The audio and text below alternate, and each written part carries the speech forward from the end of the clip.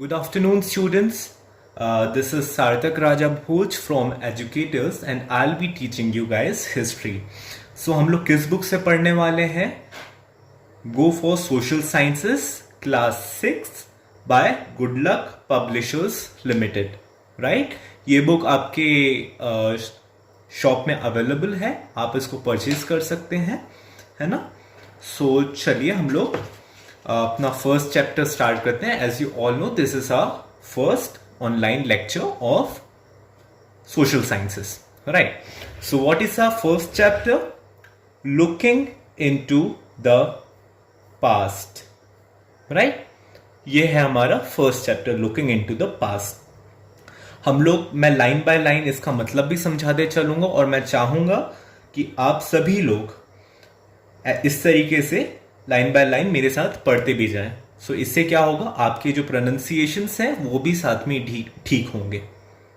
Is that clear? Perfect. So the past. Many of us have heard our parents or grandparents talking about something that happened many years ago. Sometimes they also tell us how things were very different during those days. What they are doing is remembering the past.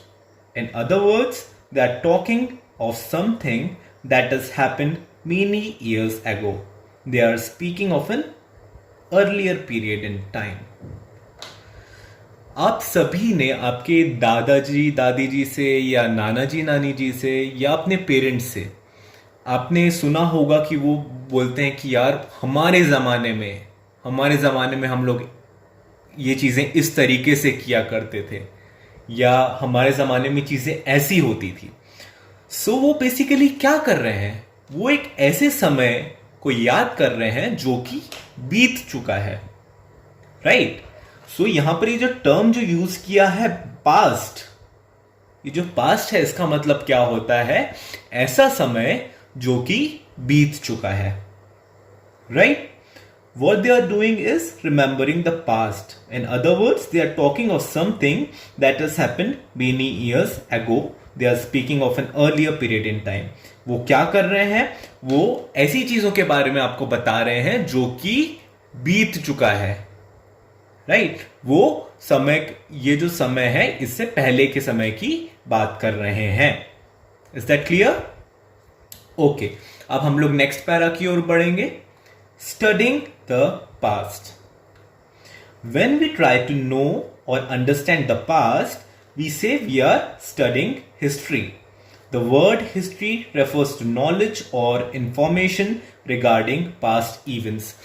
मैंने class start होने से पहले आपको बोला कि मैं आपको क्या पढ़ाने वाला हूं. I'll be teaching you guys history. So इस हिस्ट्री टर्म का मीनिंग क्या होता है? हिस्ट्री टर्म का मीनिंग होता है जब हम लोग पास्ट को, ऐसी चीजों के पास्ट को मतलब ऐसी चीजों के बारे में हम लोग जब पढ़ने की कोशिश करते हैं जो कि पहले ही बीत चुकी है, तो हम लोग क्या बोलते हैं? हम लोग क्या पढ़ रहे हैं? हम लोग हिस्ट्री पढ़ रहे हैं. The word history refers to knowledge और information regarding past events. History मतलब क्या होता है? जब हम लोग पास्ट इवेंट के बारे में नॉलेज या इंफॉर्मेशन के बारे में जब पढ़ते हैं, ये जब इंफॉर्मेशन हम लोग कलेक्ट करते हैं पढ़ने के लिए फॉर रिसर्च पर्पसेस, तो हम लोग उसको क्या बोलते हैं? हम लोग उसको बोलते हैं history. HISTORY, right? Then why do we need to understand the past? हम लोग कोई भी चीज पढ़ रहे हैं, राइट? हम लोग हिंदी पढ़ रहे हैं, हम लोग इंग्लिश पढ़ रहे हैं, हम लोग लैंग्वेजेस पढ़ रहे हैं, हम लोग साइंस पढ़ रहे हैं. सो हम लोग जब ये चीज पढ़ते हैं तो हमको हमारा कुछ ना कुछ पर्पस होता है, राइट? कि भाई ये चीज जब हम लोग पढ़ेंगे तो आगे जाकर के हमारे बेसिक्स क्लियर होंगे और हमको अगर ये चीज पसंद है तो हम आगे जाकर के इसी चीज को परस्यू कर सकते हैं. तो सिमिलरली हम लोगों को पास्ट के बारे में पढ़ने की जरूरत क्यों पड़ती है? हम लोगों को हिस्ट्री पढ़ने की जरूरत आखिर क्यों पड़ती है? अब हम लोग इसी के बारे में जानेंगे कि भैया क्यों पड़ती है हमको जरूरत. Is it not more important to understand what is happening now? Understanding the past is important for a number of reasons. हम लोग ने कहा कि हम लोग पास्ट पढ़ते हैं, तो इसमें बोला है क्या आपको नहीं लगता कि हम लोग पास्ट ही क्यों पढ़ते हैं यार? हम लोग अभी भी तो इतनी सारी चीज़ें चल रही है, करंट अफेयर्स के बारे में हम लोग ज़्यादा क्यों नहीं पढ़ते? हम लोग हिस्ट्री से हमको इतना क्यों लगाव है? हिस्ट्री से हमको क्यों लगाव है? हम लोग ये जो आगे जो आने वाला ये जो पैरा है हम लोग इसमें पढ़ेंगे, right? So suppose you are allowed to watch only the last 5 minutes of a TV show or a movie. Would you still enjoy it? ये आपसे क्वेश्चन पूछ रहा है, जो ऑथर है ये आपसे क्वेश्चन पूछ रहा है कि आपकी, चलिए आपकी कोई भी नई मूवी लगी आपकी, ठीक है, आपको क्या किया, आपको पूरी मूवी पास होने दी और जो लास्ट के जो 15 मिनट्स जो थे उसमें आपको बैठा दिया कि भाई साहब आप देखो अब मूवी, तो क्या आपको मजा आएगा? क्या आपको समझ में आएगा कि उस मूवी में, पूरी मूवी में हुआ क्या? आप ही बताइए, आएगा क्या आपको समझ में? नहीं आएगा, right? Would you be able to understand what is happening in the last few scenes if you had not watched from the beginning? वही बोल रहा है कि अगर आपने स्टार्टिंग से उस मूवी को नहीं देखा है तो क्या आपको समझ में आएगा वो कि क्या चल रहा है इस पूरी मूवी में? Similarly, one cannot completely understand many things that are happening today without knowing what has happened before or in the past. So, हम लोगों को इसमें आंसर दे रहा है कि हमको पास्ट के बारे में पढ़ने की जरूरत क्यों है, हम लोग सिर्फ और सिर्फ प्रेजेंट के बारे में क्यों नहीं पढ़ सकते? वो इसीलिए नहीं पढ़ सकते क्योंकि अगर हमको प्रेजेंट के बारे में भी अगर पढ़ना है तो हमको पास्ट के बारे में पता होना जरूरी है, क्योंकि ऐसी कई सारी चीजें हैं जो कि पास्ट से लिंक्ड होती है, राइट? सपोज आपने सुना होगा कि भैया ये फैसला आया सुप्रीम कोर्ट और हाई कोर्ट से, हम लोग बोलते हैं कि भैया ये फैसला आया आज के दिन, तो फैसला कैसे आ गया भैया? अचानक से फैसला आ गया क्या? नहीं, पास्ट में ऐसा कोई इंसिडेंट हुआ होगा जिसकी वजह से किसी लॉयर ने जाके केस फाइल किया होगा और उसी का रिजल्ट ये है कि आज इतने दिनों बाद उसका सुप्रीम कोर्ट ने फैसला सुनाया है। समझ में आई बात कि हमको पास्ट के बारे में पढ़ने की क्यों जरूरत है? Okay. Very often events that are taking place in the present may have been caused by something that had happened in the past. What happens in the future may also be affected by something that is happening today. वही बोल रहा है इसमें कि आज जो event हुआ है ये पॉसिबल है कि इस इवेंट का रिजल्ट ये ऐसा क्यों आया रिजल्ट, क्योंकि पास्ट में ऐसी कोई घटना घटी होगी जिसकी वजह से आज ऐसा हुआ। सिमिलर केस फ्यूचर में भी होगा कि आज हम लोग जो चीजें कर रहे हैं उसी का हमारा फल, वो बोलते हैं ना कि आज आप जो करोगे उसी का फल आपको बाद में मिलेगा। सिमिलर केस यहाँ पर भी है कि आज आप जो भी चीजें हो रही है वो फ्यूचर से आपके लिंक्ड है, कि अगर आप अच्छे से पढ़ाई करोगे, अगर आप हार्डवर्क और डेडिकेशन के साथ चीजें करोगे तो आपका फ्यूचर भी अच्छा होगा।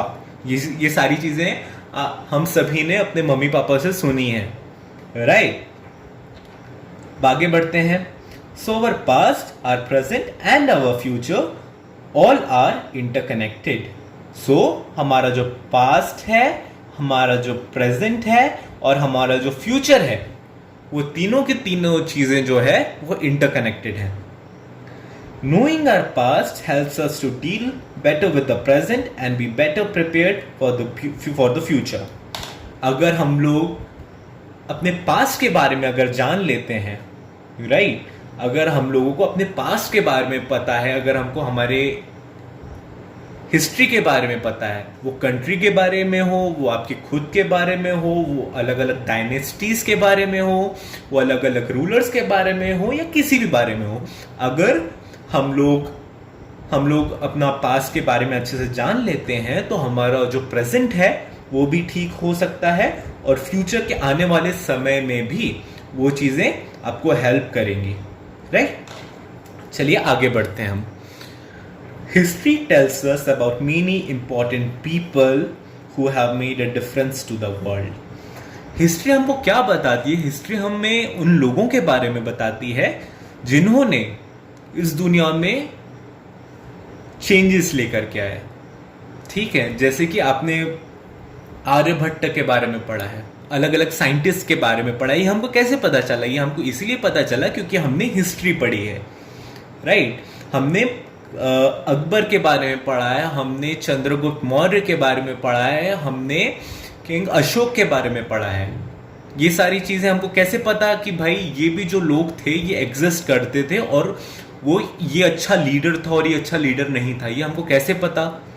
महात्मा गांधी हुआ करते थे एक जमाने में जिन्होंने हमें आजादी दिलाई, ये हमको कैसे पता? ये हमको पता है क्योंकि हमने पास्ट के बारे में पढ़ा है, right. We learn about great rulers, explorers, inventors, scientist and artist. Studying about these personalities can inspire us. हम लोग हिस्ट्री में महान राजाओं के बारे में बात करते हैं, महान रूलर्स के बारे में बात करते हैं, एक्सप्लोरर्स के बारे में जिन्होंने जगहों को खोजा है, जैसे कि क्रिस्टोफर कोलंबस, राइट। इन्वेंटर्स के बारे में करते हैं, ऐसे लोग जिन्होंने नई नई चीजें इन्वेंट की, जैसे कि एल्बर्ट आइंस्टाइन। साइंटिस्ट के बारे में बात करते हैं बहुत सारे, मैरी क्यूरी। आर्टिस्ट के बारे में बात करते हैं, लियोनार्डो डा विंची। ये सारे के सारे जो मैं नाम ले रहा हूं ये बहुत बड़े महारथी लोग हैं जिन्होंने अपने फील्ड में बहुत नाम ऊंचा किया है, राइट। चलिए आगे बढ़ते हैं। History also tells us about certain unfortunate events that also took place in the past. By learning about such events, we can try our best to make sure that do not happen again. History हमने बात की अच्छे अच्छे events के बारे में कि भैया इन्होंने ये चीज इन्वेंट की है ना, या फिर वो उस समय राजा था जो कि बहुत अच्छे से रूल किया करते थे। बट हिस्ट्री हमको जो अनफॉर्चुनेट इवेंट जो हुए, अनफॉर्चुनेट मतलब जो कि बदकिस्मती जिसको हम कहते हैं, ऐसी इवेंट्स जिसने कि लोगों को बर्बाद किया, राइट। जो कि बुरे इवेंट्स जिसको हम मानते हैं, जिसमें कि लाइफ का लॉस हुआ या प्रॉपर्टी का लॉस हुआ, राइट। सो हम लोग हिस्ट्री में उस चीज के बारे में भी पढ़ते हैं। अगर हम लोग हिस्ट्री को अच्छे से पढ़ते हैं तो हम उन पुरानी गलतियों से हमारी सीख सकते हैं बहुत सी चीजें, राइट। जैसे कि यहाँ पर एक एग्जाम्पल दिया हुआ है। In 1945, powerful nuclear bombs destroyed the Japanese cities of Hiroshima and Nagasaki and killed many people. This has been recorded in history. When people read about it, they get to know the negative effects of nuclear bombs. Many governments and international bodies have tried to make sure that nuclear weapons are not used again. 1945 में आपने शायद सुना होगा कि Japan में 2 cities हैं जिनका नाम है हिरोशिमा और नागासाकी। उसमें 2 बॉम्ब्स गिराए गए थे, न्यूक्लियर बॉम्ब्स। उनमें से दोनों का एक का नाम मैं बता रहा हूं आपको। एक का नाम था फैट मैन और दूसरे का नाम मैं चाहूंगा आप खुद सर्च करें, है ना। और कौन सा बॉम्ब कहां पर गिराया गया था वो भी मैं चाहूंगा कि आप सर्च करें और मुझे कमेंट सेक्शन में बताइएगा, राइट। अब ये जो था, जब न्यूक्लियर बॉम्ब्स गिराए गए हिरोशिमा और नागासाकी में, क्या हुआ, बहुत से लोगों ने अपनी जान खोई और आज भी उसका इफेक्ट देखा जा सकता है। हमको क्या करना है, हमको ये जो मिसफॉर्चुनेट इवेंट जो पास्ट में घटा वो हमको फिर से दोबारा नहीं दोहराना है, राइट। इसीलिए काफी जो गवर्नमेंट्स हैं और इंटरनेशनल बॉडीज आप लोग आगे जाकर के आप लोग पढ़ेंगे यूएन के बारे में, that is United Nations, WHO के बारे में, वर्ल्ड हेल्थ ऑर्गेनाइजेशन। ये सारी की सारी इंटरनेशनल बॉडीज हैं। इन्होंने कोशिश की कि आगे के बाद से ये जो न्यूक्लियर वेपन्स है वो कहीं पर भी और किसी भी जगह लड़ाई में यूज करने की जरूरत ना पड़े। अभी तक आज हम लोग ने ये जो फर्स्ट पेज आज हम लोग ने पढ़ा है, क्या ये सबको क्लियर है? अगर कोई भी प्रॉब्लम होती है आप लोग एक बार फिर से रीड कीजिए इसको, एंड आई एम श्योर आपको समझ में आ जाएगा। ये बहुत ही इंटरेस्टिंग चैप्टर है। आगे का जो बचा हुआ इवेंट, आगे की जो चीज़ें हैं वो हम लोग नेक्स्ट लेक्चर में करेंगे। तब तक मैं चाहूँगा कि आप लोग इसको ये जितना भी अभी मैंने समझाया है ये आप लोगों को क्लियर हो। ओके, सो चले, बाय बाय, थैंक यू।